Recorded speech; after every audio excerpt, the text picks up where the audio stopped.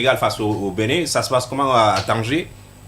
Ouais, mais une victoire qui soulage, hein, une victoire qui soulage. Donc, une victoire avec la manière qui soulage, parce que le Sénégal a eu quand même un peu peur. Les 45 premières minutes, quand même, ont créé pas mal de tension, hein, parce qu'on a vu quand même une équipe du Sénégal qui ne jouait sans convaincre.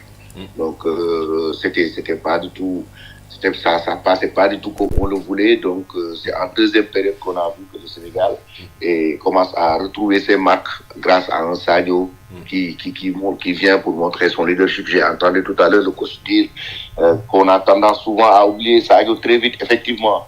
Donc, hier, il a encore prouvé que c'est le leader technique de cette équipe du Sénégal. En mode patron, il est venu, il s'est imposé, il fait une passe à Habib Diallo.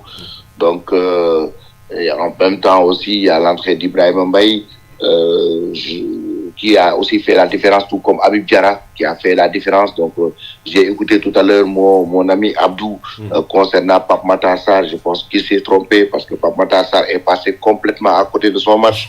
En 45 premières minutes, Pape Matar Sarr, c'est pratiquement 7 balles perdu au niveau du milieu de terrain, sans compter ce que Papion en fait voulait en tout cas chercher de lui dans l'entrejeu, c'est-à-dire en termes d'organisation, on l'a pas trouvé. Il y avait beaucoup plus Lamine Camara qui se montrait beaucoup plus dynamique au niveau du milieu. Après, malheureusement, il s'est blessé, mais les changements de Papion en deuxième période ont fait la différence avec les entrées de Habib Diarra qui a été très bon. Il y a aussi l'entrée de Ibrahim Mbaye qui a fait la différence comme d'habitude, sans compter aussi Chérif Ndiaye qui est venu pour apporter sur le plan offensif son soutien avec ce penalty qu'il a su mettre, même s'il a raté quand même une grosse occasion qu'il ne devait pas rater. Maintenant, ça revient au débat d'hier, ce qu'on disait. À Jackson sur le banc. Est-ce qu'on a eu du jeu? Jackson. Oui, on l'a mis sur le banc. Je pense que le coach a dit tout à l'heure dans son analyse, si le Sénégal cherche du jeu, si on veut vraiment jouer au football, on ne peut pas jouer avec Habib Diallo. Je suis désolé. Habib Diallo attend qu'on lui donne des buts, il marque, c'est un buteur, c'est un tueur, c'est un finisseur. C'est un finisseur. Mais après, il y aura des conséquences dans le jeu. C'est-à-dire Habib ne peut pas participer dans le jeu. Donc Nicolas, c'est l'attaquant aujourd'hui qui est capable de procréer des occasions. On a vu que le Sénégal a joué pendant 37 minutes sans tir cadré, pour une première depuis le début de la compétition. 37 minutes sans tir cadré. Tout au long du match, le Sénégal pratiquement n'a pas eu plus de 5 tirs cadrés. Donc, qu'est-ce que ça veut dire en termes de ratio? Ça veut dire qu'on a raté beaucoup, on n'a pas su créer beaucoup d'occasions dans ce match. C'est en deuxième période, avec l'entrée d'Ibrahim Mbaye, que le Sénégal commençait même à avoir des occasions, et lorsque Sadio avait pris ses responsabilités à un moment donné. Mais aujourd'hui, ce système, Pape sait pertinemment, et il l'a dit même en conférence de presse, il a dit que ça n'allait pas en première période, raison pour laquelle il a changé. Il savait pertinemment que l'équipe n'était pas une équipe joueuse. C'était pas une équipe qui produisait du beau jeu et qui allait vers l'avant pour avoir des occasions. Le Bénin, à un moment donné même, était en train, en termes de possession, de mener en première période. Le Bénin avait même le plus de possession que le Sénégal, si on voit les statistiques, parce que le Bénin avait noyé le milieu de terrain sénégalais. Donc, raison pour laquelle Pape Matar Sarr était inexistant, Lamine Camara plus ou moins, et Ghana était en difficulté parce qu'il ne pouvait pas aller faire tout le temps le tampon. C'était impossible. Cette équipe béninoise nous a noyés en première période.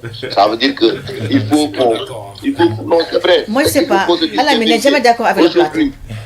Jamais. On a bien beau, je reviens aux joueurs, on a bien beau dire que je dois jouer.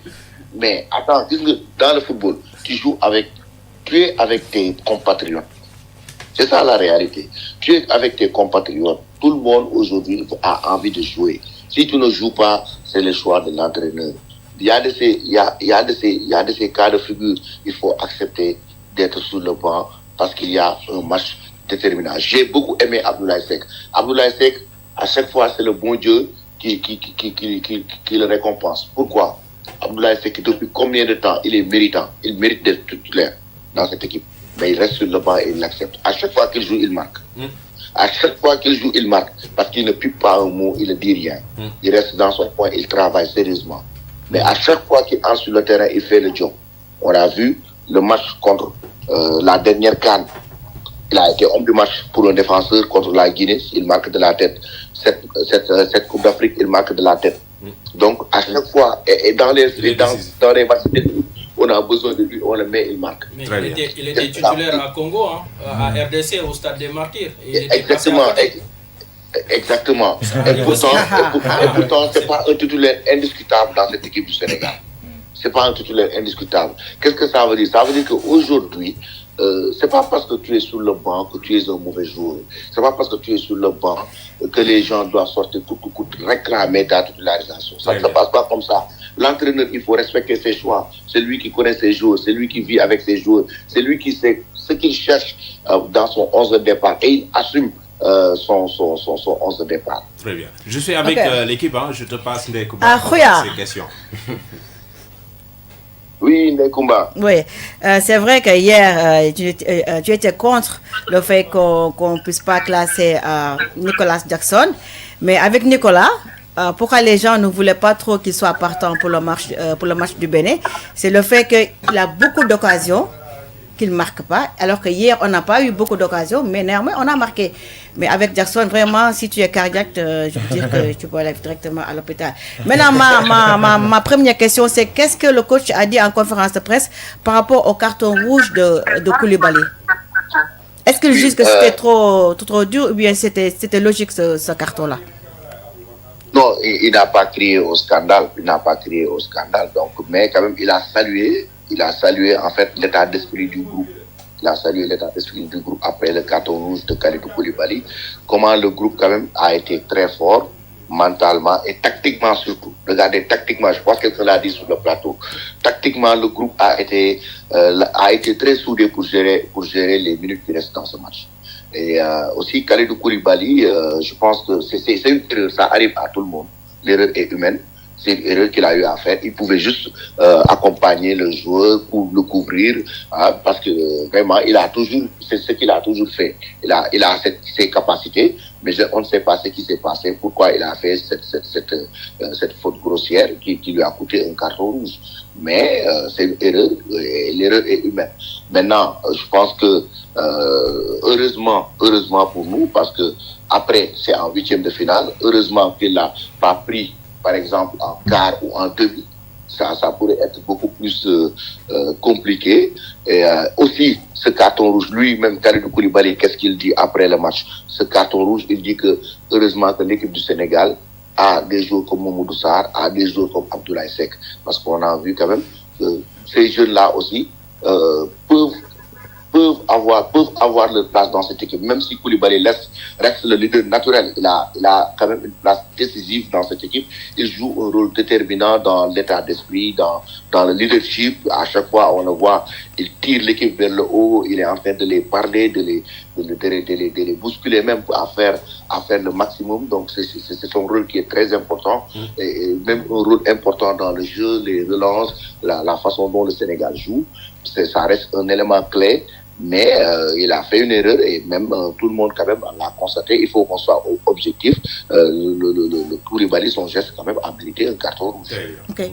En conférence de presse, Sadio Mané, quel est le discours de Sadio Mané pour rassurer les Sénégalais? C'est vrai que le Sénégal est qualifié en 8e de finale, mais aussi il y a beaucoup de travail. Qu'est-ce que Sadio Mané a dit pour pouvoir vraiment rassurer ce peuple sénégalais? Sadio ou plutôt Abdoulaye Seck? Abdoulaye Seck ou bien Sadio? Ah oui, Abdoulaye Seck, oui. C'est Abdoulaye Seck qui est homme du match, qui était en conférence d'après-match. Voilà, c'est l'homme du match, Abdoulaye Seck, qui était en conférence. Après Sadio, hier, je pense qu'il a un peu fui un peu la presse, peut-être pour des raisons personnelles, mais il y a eu quand même des leaders comme Ghana, comme Koulibaly lui-même, qui a pris un carton rouge, qui a qui a fait une sortie. Habib aussi a parlé, donc il y a certains qui ont donné quelques mots et qui se préparent, qui sont maintenant focus sur le prochain adversaire en attendant de voir le meilleur troisième pour savoir si ce sera Soudan ou Burkina Faso. Mais ça permet aussi au Sénégal de rester à Tanger et de continuer à poursuivre sa préparation pour le prochain tour. Maintenant, c'est une autre compétition qui commence. La Coupe d'Afrique a ses réalités. Donc, le premier tour, il faut l'oublier. On se rappelle de la tragédie d'Abidjan, ce qui s'est passé, les matchs de poule. Après, venir lors du dernier match, lors des huitièmes de finale pour être battu par la Côte d'Ivoire. Maintenant, il faut oublier tout ce qui s'est passé et focus. La compétition vient de démarrer. Il reste 4 matchs. Et il faut prendre match par match. Très bien. D'autres questions, Lamine ou... Non, c'est bon. Donc, Lamine, on te retrouve très prochainement pour d'autres informations par rapport à l'équipe du Sénégal et par rapport à la CAN. Est-ce qu'il y a séance d'entraînement aujourd'hui ou bien c'est repos?